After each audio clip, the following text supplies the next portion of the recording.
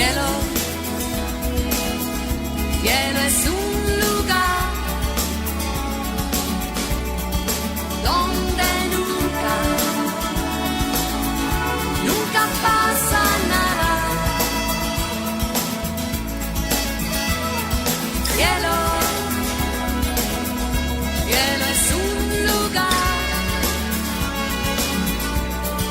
donde nunca pasa nada. Bueno, pues aquí seguimos, como decíamos, en Al Fondo a la Izquierda, el programa de la Asociación de Vecinos de Aluche en Onda Latina. Son las 19 horas y 2 minutos de hoy, 29 de junio de 2011, y nos estás escuchando en directo en el 87.6 de la FM y en www.ondalatina.com.es. Además, nos puedes llamar al 91 518 87 86 y preguntarnos todo lo que te apetezca. Y por supuesto escucharnos en diferido los viernes de 12 a 2 de la tarde, muy buenas tardes si nos está escuchando en viernes, y los domingos de 10 a 12 del mediodía. Bueno, pues vamos a saludar ya a nuestros dos invitados. Una de ellas es Juana Castillo, que bueno, pues vuelve al programa después de unas ausencias. Hola, buenas tardes, Juani. Hola, Javier, buenas tardes, ¿qué tal? Bueno, y por otro lado vamos a dar la bienvenida a José Luis Hernández Garbi, que recibió el primer premio en el certamen de relato corto José Luis Gallego allá por el principio del mes de mayo por su relato Concatenación. Hola, buenas tardes y gracias por estar con nosotros, José Luis. Hola, buenas tardes. Gracias a vosotros por invitarme a vuestro programa. Bueno, pues hoy vamos a pasar la próxima hora aquí en el programa pues leyendo relatos y charlando de literatura tanto con Juani como con José Luis. Y bueno, pues antes de comenzar con los relatos, vamos a hablar un poquito con José Luis, luego charlaremos más en profundidad con él y por lo menos que nos cuente qué tal han ido las cuestiones literarias después de aquella velada en la que le entregamos el primer premio. Pues la verdad es que no me puedo quejar, Javier. Tenemos un proyecto de publicación de un libro de historia con la editorial EDAF, que seguramente aparecerá a primeros de septiembre. Y bueno, pues también ha habido un premio literario aquí en Madrid, en la Junta de Distrito de Tetuán, el premio de Leopoldo Luis, en el que ha obtenido pues una mención del jurado. Bueno, pues vamos a charlar y a volver a hablar con José Luis Hernández Garbi, que ganó el primer premio por un relato que vais a escuchar ahora en su propia voz, que se titula Concatenación, y que, a diferencia del relato de Virginia, que es un relato muy, vamos a decir, basado en un personaje que es intimista, el relato de José Luis es diferente. Evidentemente, claro, cada relato tiene sus características y en este caso es un relato colectivo. El título da una pista sobre lo que nos va a deparar el relato, Concatenación. Ya veréis cómo las cosas se van concatenando. Y no sé si, José Luis, antes de leerlo, quieres añadir alguna cosa para que los oyentes, antes de escuchar el relato, aunque sé que muchos de ellos lo han leído ya en la página web de la Asociación de Vecinos, así como que mucha gente fue a la entrega de premios. No sé si quieres, antes de leerlo, añadir alguna cosa o después ya, una vez leído, ya comentamos más en detalle. Pues yo, si quieres, prefiero, Javier, empezar a leerlo y luego pues comentamos más sobre... Muy bien. Es preferible, sí. Pues empiezo a leerlo. Mi relato se titula Concatenación. A media mañana de aquel sábado de abril, justo antes de la hora del aperitivo, el bar de Eugenio, ese que está en la esquina y pone patatas bravas de tapa, se quedó sin palillos. Eugenio, el dueño, se echó las manos a la cabeza lamentando su olvido imperdonable y mandó a Volodimir, el camarero ucraniano que tiene tras la barra, a comprar unas cuantas cajas en la tienda del chino. La tienda del chino no tiene nombre. Bueno, tiene un rótulo que pone algo como Bazar Super Euro o Bazar Euro Todo o algo parecido, pero todo el mundo la conoce como la tienda del chino. Nadie sabe tampoco el nombre del chino que se pasa todo el día tras el mostrador, pero todo el mundo se imagina que debe llamarse algo que debe sonar como Bin Lin, o Lin Chin, o Chin Yen, en fin, un nombre de esos que tintinean como el entrechocar de vasos de cristal. El chino, que siempre dice gracias, sonriendo a todo el mundo, a veces se queda dormido apoyando la cabeza de pelo cepillo sobre sus brazos cruzados en el mostrador. Su mujer, que nunca dice gracias ni se queda dormida, ve telenovelas de Hong Kong en la pantalla de un portátil que siempre está encendido mientras cobra a los clientes. Bolo apuró de varias caladas apresuradas el cigarrillo furtivo que había encendido al salir del bar antes de entrar en la tienda del chino, en donde arrasó con todas las cajas de palillos que había en las estanterías. Yen Chin, o Chin Lin, o Lin Bing, estaba roncando sobre el mostrador, y su mujer no le hizo descuento a Volodymyr en los palillos, y tampoco le dio las gracias, dando todo el cambio en sonora calderilla. Bolo emprendió el regreso al bar de Eugenio, y por el camino le entraron ganas de fumarse otro cigarrillo. Cuando echó mano a la cajetilla comprobó que se había fumado el último, y en ese momento la nicotina se convirtió en un deseo irrefrenable que debía ser satisfecho cuanto antes. Tras el cristal blindado atendía a Charo, la hija de Julián, el estanquero, un viudo que se gastaba los cuartos en las tragaperras del bar mientras bebía lentamente chatos de un vino teñido y peleón que Eugenio compraba en grandes garrafas que luego repartía en botellas verdes sin etiqueta, diciendo que era de su pueblo, para darle cierto buque del que carecía por completo. El problema es que nadie se atrevió a preguntarle nunca cuál era su pueblo. Charo, la hija del estanquero, era muy guapa y siempre decía hola y gracias a todo el mundo que entraba en el establecimiento de su padre. Bolo ya se defendía con el idioma, pero nunca se atrevió a decir algo que no fuera la marca de cigarrillos que quería. Un día que el gobierno subió el precio de la cajetilla, se armó de valor y dijo nervioso «miucho caro», cuando hacía siglos que había dejado de decir «miucho caro», o «papieles», o «primiso», o «cuánto cobra», y sabía pronunciar, casi sin acento, «muy caro», o «papeles», o «permiso», o «cuánto es». Durante un año, Bolo había acudido a las clases de español para extranjeros que daban en la Casa de Cultura del barrio. Iba todos los lunes, miércoles y viernes con su amigo Basil, y también con varios rumanos, 2 marroquíes, un nigeriano que jugaba al fútbol en categoría regional, un ruandés, un ecuatoriano perdido que se apuntó creyendo que era un curso de informática, pero que siguió porque en su país había sido maestro de escuela, y 3 chinos, entre ellos el que se quedaba dormido en su tienda, pero que se mantenía bien despierto durante las clases. Agustín era el profesor, un hombre joven armado con una paciencia infinita, que repetía las cosas tantas veces como hiciera falta. Agustín fumaba en los descansos y un día se quedó sin cigarrillos. Bolo le dio uno de los suyos y le dijo dónde estaba el estanco, pero se cayó lo guapa que era Charo. Por eso cuando Agustín llegó al estanco y se pegó al cristal blindado para pedir una cajetilla, la impresión fue aún mayor. Y cuando Charo le dio el cambio y le dijo gracias, se armó de valor y compró un paquete de chicles de menta que no le gustaban, 2 mecheros de plástico de colores que estaban en oferta, un sello para una carta que nunca iba a echar al correo, y un bolígrafo con dibujos infantiles que terminó regalando a su sobrina. Pero lo mejor de todo es que consiguió que Charo le siguiera sonriendo durante un par de minutos más. A media mañana de ese sábado de abril, Bolo coincidió con Agustín en el estanco sin reconocerse. El camarero del bar de Eugenio pidió un paquete de su marca de rubio americano y se marchó corriendo porque tenía que llevar los palillos a su jefe. El profesor de los cursos de español para extranjeros no pidió ni chicles, ni mecheros, ni sellos, ni un bolígrafo. Por no pedir no pidió ni tabaco. Tan solo hablaba con Charo a través del cristal blindado, en donde se reflejaba la sonrisa de la estanquera y el fulgor de sus ojos oscuros. Aquella mañana se formó cola delante de la puerta del estanco, porque Charo atendía más despacio que otros días, daba una cajetilla que no era la que le habían pedido o se equivocaba al dar el cambio. A esa misma hora, Julián, su padre, se había acercado hasta el Polideportivo Municipal para ver un partido de categoría regional. Sentado en unas gradas prácticamente desiertas, veía jugar a los 2 equipos sin nada mejor que hacer. Uno de ellos vestía una llamativa camiseta verde fosforescente que llevaba publicidad del bar de Eugenio. En ese momento, el delantero centro del equipo, que seguramente debía brillar en la oscuridad, el mismo ingeniero alto y aplicado que había aprendido español en las clases impartidas por Agustín, recibió un balón dentro del área y chutó raso y cruzado, ajustado al palo derecho, sin que la estirada del portero pudiera impedir el gol. Julián, al que le caían más simpáticos los de la camiseta verde, tal vez por lucir publicidad del bar donde se jugaba a los cuartos o las tragaperras y tomaba chatos de un vino misterioso y malo de solemnidad, aplaudió un par de veces mientras los jugadores hacían una piña verde fosforescente en el centro del campo, abrazando al ingeniero cuya sonrisa resplandecía de felicidad. En la grada de enfrente, Beni, el carnicero del barrio que tenía un puesto en el mercado que había justo al lado de la boca del metro y otro en la misma calle donde estaba el estanco de Julián, se retorcía las manos y se lamentaba entre dientes mientras veía perder a su equipo, el mismo que lucía en las camisetas rojas que había pagado de su bolsillo para que llevasen la publicidad de sus carnicerías con letras bien grandes. Julián y Bene se conocían de toda la vida, pero a esa distancia y sin gafas no se vieron. Pero lo que nadie sabía es que Beni, era del mismo pueblo, misterioso y desconocido, de donde Eugenio traía las garrafas de vino.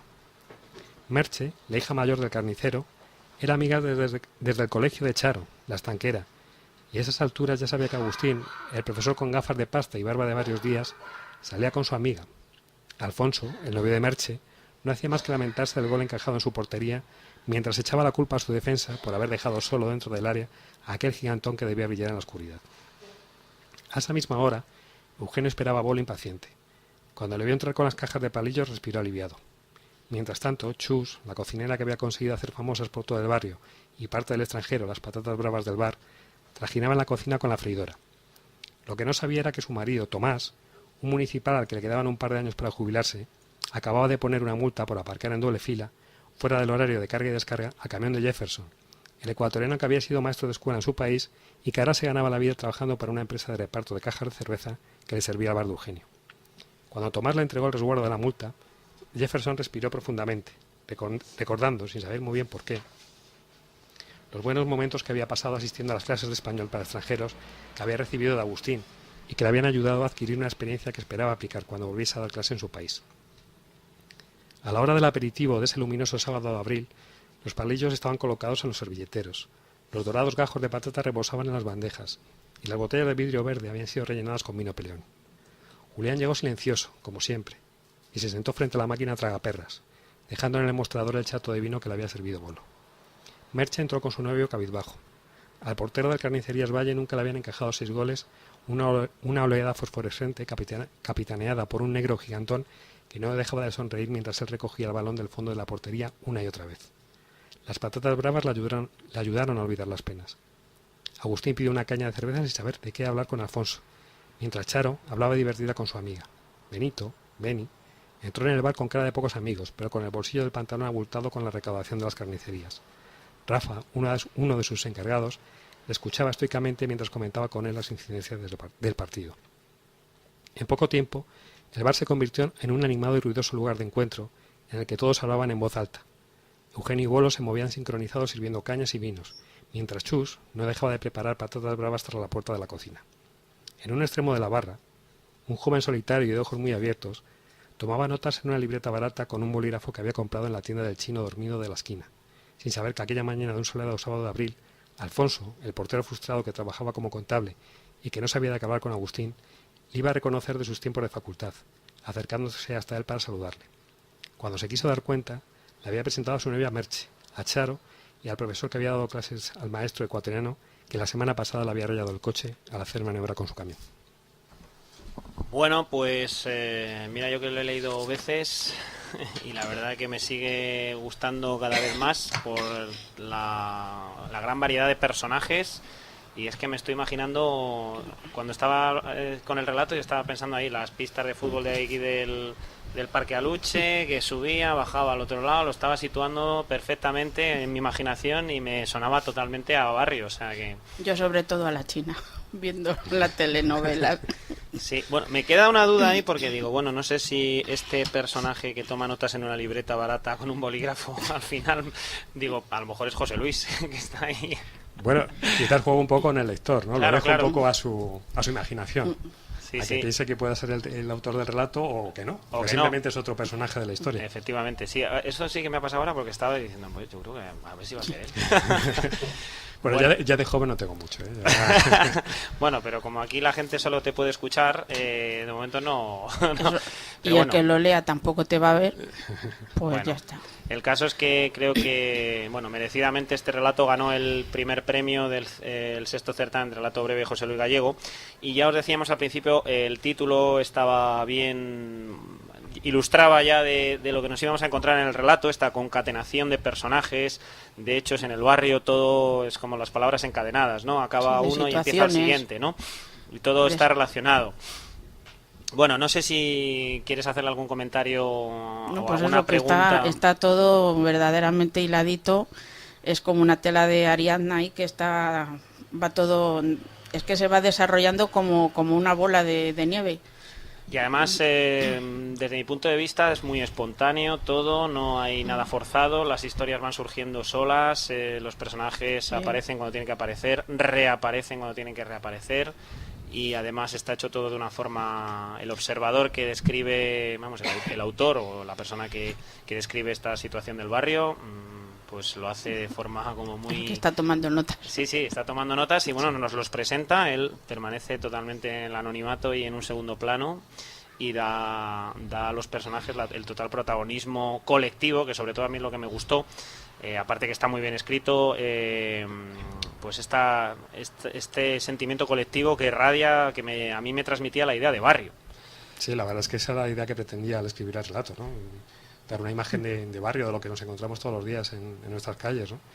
Y luego pienso que también es que en los barrios, en la sociedad en la que vivimos, todos estamos interrelacionados, aunque parezca que no, aunque parece que vivimos aislados unos de otros, pero luego, sinceramente, como decías tú, si empezamos a tirar un poco del hilo, estamos todos interrelacionados y nos relacionamos unos con otros casi sin darnos cuenta, ¿no? Esa era la idea que quería plasmar un poco en el relato, ¿no? Sí, pues yo creo que está muy bien conseguido porque, bueno, pues el que está viendo el partido está enfrente uno que lo conoce, que luego es del mismo pueblo, que va en el mismo bar, que no sé qué. Bien, no sé cómo te surgió esta idea de este relato, si, bueno, al ver la temática del certamen dijiste, bueno, ¿cómo surgió esta concatenación? Quizás la inspiración vino de la temática del relato, ¿no? Como se pedía pues que fuera un poco, que reflejara un poco la vida de un barrio y demás, pues quizás fue la primera fuente de inspiración. Desde siempre me han gustado las historias entrecruzadas, ¿no? De personajes que se relacionan unos con otros y que luego pues dan lugar a una serie de coincidencias. Siempre me ha llamado mucho la atención, tanto en literatura como en el cine, ¿no? Y tenía ganas de plasmarlo en un relato. Nunca lo había hecho hasta ahora. Quizás tenía en algún otro relato, pues quizás lo había tratado de forma más indirecta y demás, pero quizás pues se me presentó ahora la ocasión de hacerlo y la verdad es que la historia quizás a lo mejor suena un poco vanidoso, pero fue saliendo un poco ya sola, ¿no? Quizás es pues, que muchas veces haces así y sale. Claro, exactamente, y además pues tomando un poco nota de lo que ves en tu barrio el día a día, pues poco a poco fue saliendo, ¿no? Además es que los personajes prácticamente no están dibujados, pero se los ve. O sea, aunque no hayas hablado de ellos directamente, ni les hayas hecho descripciones ni nada, te has encontrado con más de uno que tú ya le estás poniendo a ese, por ejemplo, a ese bolo o a ese chino o al negro que juega al fútbol. Seguro que te has encontrado alguno en tu barrio y tu cabeza lo está plasmando ahí, lo está viendo. Como tú dices, son imágenes que se te quedan grabadas. Yo, por ejemplo, la imagen esta del chino que se queda dormido en el mostrador. Es que eso lo he visto. O sea, es que eso el chino de la esquina de mi casa, es que le pasa eso al hombre. Claro, y yo es que he visto a la china viendo los culebrones en chino. Sí, así es. Por eso digo que, claro, tú no has dicho a lo mejor era bajita, tenía los pelos así, pero es que mi cabeza se ha ido a esa tienda y he visto, a una señora bajita con su coleta, con las glacias y viendo su telenovela. La verdad es que era lo que pretendía. Pues está conseguidísimo, porque además es que lo que dice Juana, que están, a lo mejor hay retazos o un esbozo del personaje, pero ya te lo haces tuyo, ya lo identificas, sabes, enseguida uno asocia que esto puede pasar perfectamente en su barrio, las situaciones que describes, enseguida uno dice sí, tal, y ya le pones cara. Yo, como antes, que estaba recreándomelo en Aluche. Y bueno, yo creo que es un mérito del relato que bueno, pues que hace que todo funcione tan bien, porque al ser un relato colectivo, pues también a veces es complicado, ¿no? Que los personajes interactúen de forma que uno no diga, bueno, es que aquí esta interactuación está un poco forzada, de repente justo cruza la calle y se ven, no sé qué. No, aquí todo va... Como decía que el relato salía solo, es verdad que eso se nota en la escritura, que sí que es verdad que transmite eso, que se ha ido prácticamente como que vas paseando por el barrio y vas viendo todo esto, ¿no? Bueno, pues ¿cuánto tiempo te llevó más o menos escribir este relato? Aunque sea aún así una pregunta muy concreta. No sabría decirte exactamente cuánto, pero calculo que aproximadamente semana y media. Además fue un relato que escribí exclusivamente para el certamen. No lo tenía ya escrito, fue algo... puntual, me puse con ello, pues al leer las bases del concurso, pues me puse con ello y calculo que aproximadamente fue semana y media, unos 5, 6, 7 días aproximadamente lo que me llevó a escribirlo. Y bueno, tú, Juani, cuando quieras preguntarle algo, tranquilo. Bueno, vamos a ver, no es la primera vez que te presentabas a un certamen. Me gustaría que nos contaras un poco cuándo comenzaste a escribir, cómo ha ido desarrollándose, digamos, tu trayectoria literaria y, bueno, pues ya que si llegamos al final, ¿qué tienes entre manos actualmente? Bueno, pues la verdad es que la pasión de escribir que tengo pues me viene yo creo que desde chaval, ¿no? Con 14, 15 años, desde la adolescencia, ¿no? Pues sientes ese impulso que te anima a escribir, ¿no? Y empecé con el relato, con la novela corta.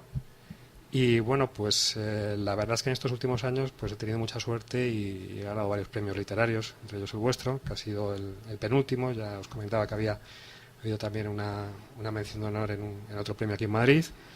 Ha habido premios de relato corto, ha habido un premio de novela corta también, varios de poesía. Y bueno, pues ahora también, como os comentaba, estamos ultimando los detalles para la publicación de un libro de historia con la editorial Edad. Y entre manos tenemos una novela corta que va a aparecer publicada en una editorial pequeñita que se llama Policarbonados, la editorial.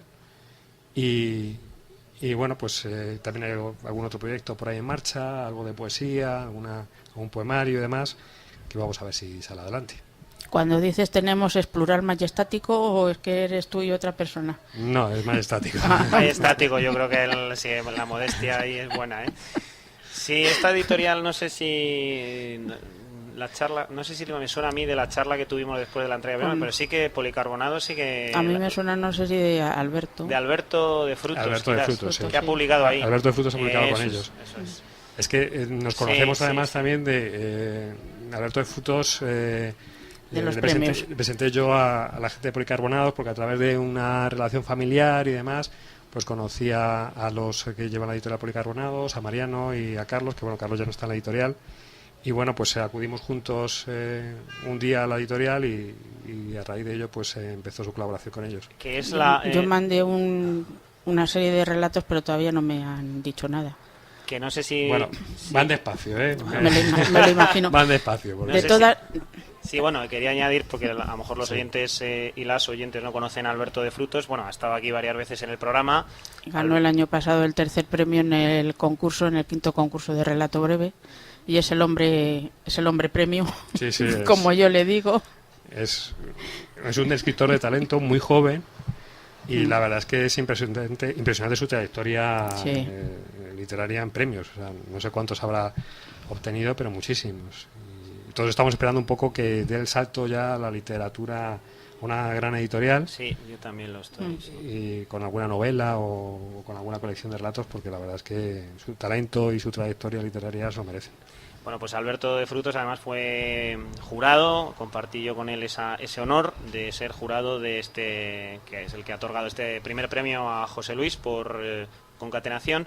Y bueno, desde aquí le mandamos un saludo a Alberto. No sé si el libro que citáis de Alberto de Frutos es, porque a lo mejor me confundo la editorial, es La soledad dejó de ser perfecta. Este es el que ha editado con Policarbonados, ¿no? Con Policarbonados, efectivamente. Sí. Que es un libro que tengo yo ahí en la mesa de anoche y que de vez en cuando me leo un relatillo de él.